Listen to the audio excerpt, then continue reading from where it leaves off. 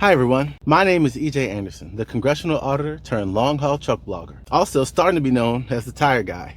But hey, I call myself the happiest, kindest trucker on the road. Welcome to White Glove Trucking, my channel dedicated to helping you use trucking as a vehicle to live your best life. Today's video is for all you truckers out there aspiring to truck independently, to retire early, or drive the T.I.R.E way. I want to give you guys my top financial tips so that you can save as much money as possible while you're out on the road, so that you can use trucking as a vehicle to live your best life. All right, let's jump right into tip number one. Tip number one, get yourself a good rewards credit card. As a truck driver, I spend so much money on expenses while trucking that having a good rewards credit card is essential. Maintaining the truck and running the business gets expensive. And even though I wish I could keep all that money for myself, at the very least, I can be getting 2% back in rewards so that I can treat myself every now and then. I have two cards that I use the most. One for each of my two highest categories that I spend money on: fuel and food. For food,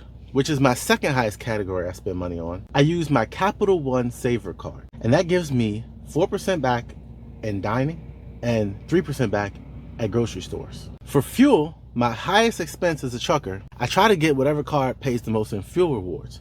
Now, I had American Express at one point, American Express Gold, which I liked because it was 4% back for fuel. But the problem was they only gave you the 4% if you used it at the actual pump. Now, because I use Mudflap to get a lot of my fuel, American Express wasn't recognizing that, and so they weren't giving me the full 4%. So now what I use is just my Chase Premier Business Card to get 2% back on everything. Now, in the old days, you would have had to have a fuel card to get some good discounts at the pump. But now with Mudflap, I can get a great discount, and then I can just use whatever rewards card I want to use to get the rewards that I want. And for me, the rewards that I want are hotel rewards. And this is why hotel rewards are my favorites. So if you guys are like me, fellow truck independently, retire early, T.I.R.E drivers, then you know I'm all about being minimal and saving whenever possible. So it's kind of hard for me to splurge on a hotel room when I have a perfectly good sleeper back here. But I find that whenever I do splurge, I do enjoy it. So I got these hotel rewards so that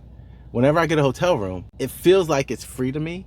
So that makes me a little more likely to splurge and treat myself. Okay, that's about it with credit cards. The only thing I will say, and maybe I should have said this first, was that this only applies, all this applies, only if you are paying off your card in full every month and you're not incurring those interest fees. If you're not doing that and you're getting interest, all this is a wash.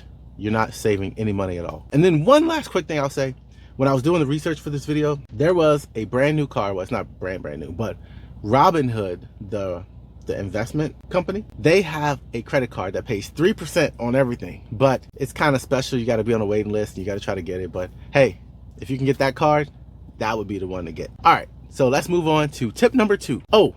So before we move on to tip number two, the estimated savings for getting a good rewards card and using it is $2,000 per year. Okay, let's move on to truck independently, retire early, financial tip number two. Put your efforts into what you can control by focusing on your cost. You guys, you have to pay close attention to your expenses. It's easier to save money than it is to make money.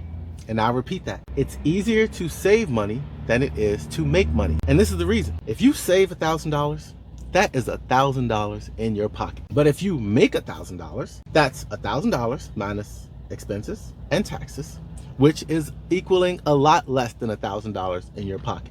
For you to make $1,000 and put it in your pocket, you're probably making $1,300, $1,500. So pay attention to those costs, those expenses. Let me use fuel as an example. To keep on it and to keep paying close attention to it, I like to think of it as every cent saved off the gallon is like $2 per fill up. So what I'll then do is I expand that out. So if this station is 10 cents cheaper than the next station, that means I just saved $20 per fill up, or I got a free lunch. So keep it real.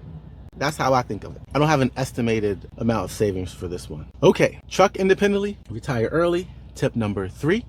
And this is the biggest category, y'all. And I keep preaching this, but drive 55 miles per hour. I keep learning how beneficial this is. I already knew I was saving a lot on fuel, but now I'm realizing how much I'm saving on tires because they're not wearing down and they're not blowing out, and on oil changes. So I just learned that I need to do oil changes a lot less than what I'm doing them. I learned that for my engine, Cummins X15 efficiency engine, 450 horsepower, Cummins recommends that I do a oil change every 35,000 miles for normal duty. And they consider normal duty to be 5.5 to 6.5 miles per gallon. But they recommend longer intervals for vehicles getting higher than 6.5 miles per gallon, which they consider light duty. For those vehicles, you could go up to, they say, 50,000 miles. So since I'm getting around 10 miles per gallon and I don't idle, I know that I can go a lot longer than the 20 to 25,000 miles I've been doing between oil changes. I'm a little mad at myself that I didn't recognize this sooner. You know, I had just been listening to everybody else. The rule of thumb, everybody always talks about doing your oil change at 20,000 miles, but I should have realized that if you don't drive like everybody else, you don't have to get your oil changed like everybody else. So there's some more savings for you. So between the fuel savings and for the oil change savings, for this category, a total savings of $21,650 per year. Okay, now these next two tips are tax related, and I want to keep these as simple as possible in this video. You may not know exactly how to execute these from this video, but I just want you to know that these options exist. But if enough people are interested and you want me to do follow-ups on how to do it, how to the ins and outs of how to execute it, then just let me know and I'll do follow-up videos. Okay, that being said, here's Truck Independently Retire Early financial tip number 4. Set up your LLC taxed as an S Corp. Now there are plenty of videos out there that tell business owners how an S Corp can help them save money. But I want to tell you how trucking can supercharge this tax saving strategy. So what's the strategy?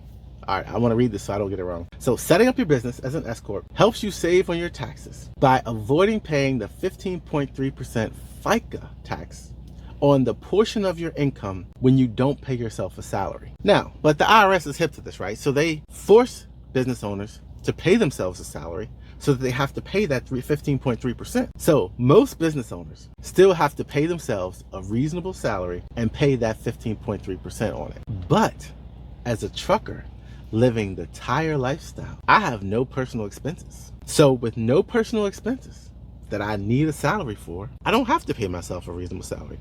All of my expenses, all of the money that I spend is all related to the trucking company. So without a need to support myself in any personal way, I don't need to pay myself a reasonable salary. So where most business owners would have to pay themselves around 50%, that's the rule of thumb, 50% of the amount of profit they would make, pay themselves that as salary and then pay that 15.3% on it, you won't have to pay that if you truck the T.I.R.E way. So I estimate the annual savings on this on a $50,000 salary to be $7,650. Okay, tip number 5. I'm going to call this one your solo 401k Roth conversion tax strategy. Okay, so now this tip is actually 3 tips in one, but when you put them all together, you get a nice tax savings. So the first part is to open up your solo 401k. Now this is like a retirement savings account that is pre-tax, which means, and this is important, so with the solo 401k, you do not pay any taxes when you put it in, but you pay taxes on it when you take it out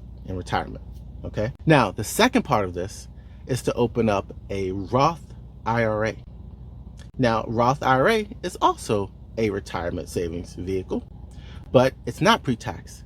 This one is post-tax, which means you pay taxes on it when you put it in, but then you don't pay taxes on it when you take it out. Okay, so now we've got our chess pieces on the board.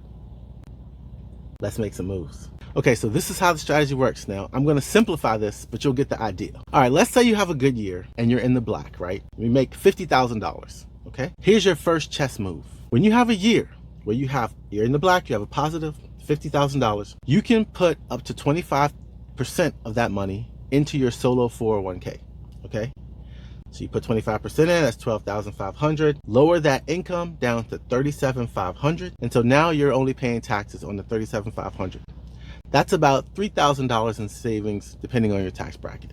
Okay, next chess move, step number 2. In some subsequent year, let's say it's the next year, let's say you're now in the red, okay? You've got negative income because you bought some equipment, truck recession, for whatever reason. Now you're gonna take that money from your solo 401k and convert it over to your Roth IRA, which is called a backdoor conversion. Now, here's where the savings come in. So normally, when you convert that money, you would have to pay taxes on it. But because your income is negative, as long as that money doesn't make your income positive, you don't have to pay taxes on it because you don't have positive income. So essentially what you've just done, you've taken money from a year in which it would have been taxed and made it not taxed by squirreling it away for retirement. And then you transferred it to a different year where it will also not be taxed, but it's actually in an account that is a little more accessible to you and can be used. So hope that was clear.